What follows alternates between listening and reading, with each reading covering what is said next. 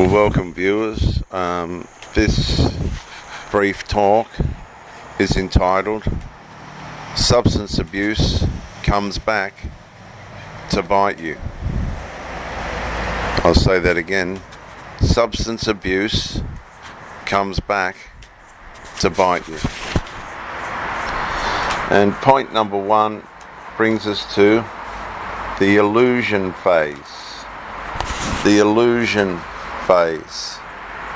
And when you're in the illusion phase, the substance,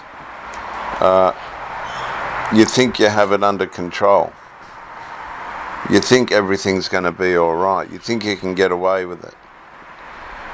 But one thing I've always said is substances are the servant of none. They are the servant of none. And then you'll find short-term relief in the substance masks the long-term consequences of the substance. And then you'll have early warning signs warning you that you're going down the wrong track, and you minimize them or even go so far as ignoring them. And then point number two, the escalation phase. Point number two, the escalation phase.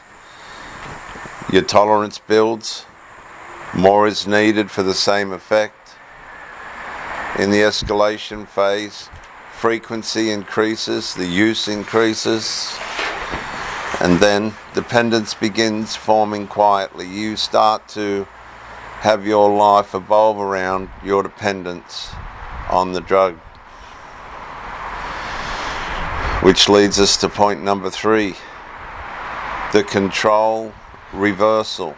You may have never heard this before, but the control reversal. And with control reversal, what was a choice becomes a need.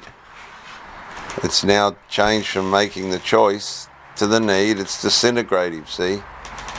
Then decision making starts revolving around access and recovery. And rationalization replaces accountability, that you'll rationalize your way out of and away from being accountable. Which brings us to stage number four, the relationship damage stage. Trust erodes through secrecy and broken promises.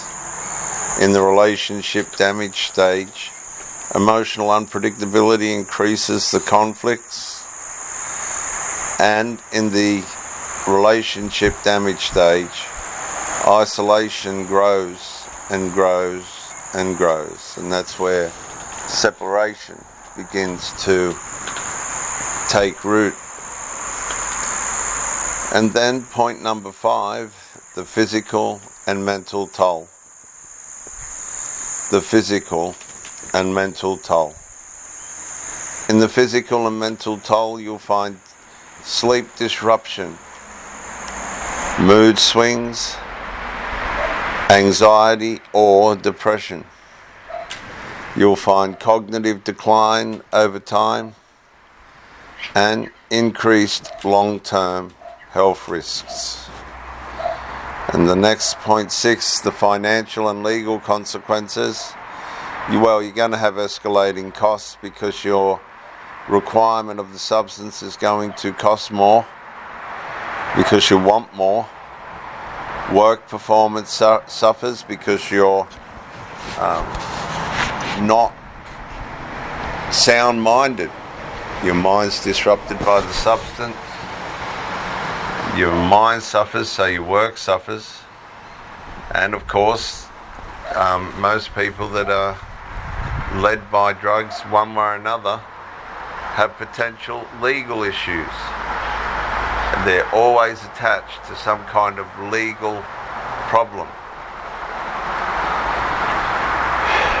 And then, number 7, the identity erosion Shame and guilt intensify. In identity erosion, self-respect declines. In identity erosion, life narrows around survival and avoidance. Life narrows around survival and avoidance. And then, point 8, the delayed reckoning. Delayed reckoning is temporary escape becomes sustained damage. Temporary escape becomes sustained damage. Relief turns into dependency, and consequences compound and resurface later, often when least convenient. And this is one of the horrible things about drugs. You think you're out of trouble, and at the most inconvenient time, trouble surfaces from these past problems. Past problems turn into unpredictable current present tense issues. And then, of course, you have number 7, identity erosion. Shame and guilt intensify. Self-respect declines. Life narrows around surveillance and avoidance. Then point number 8, the delayed reckoning.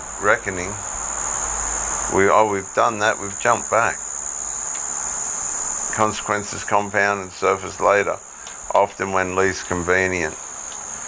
And so substance abuse doesn't always bite immediately.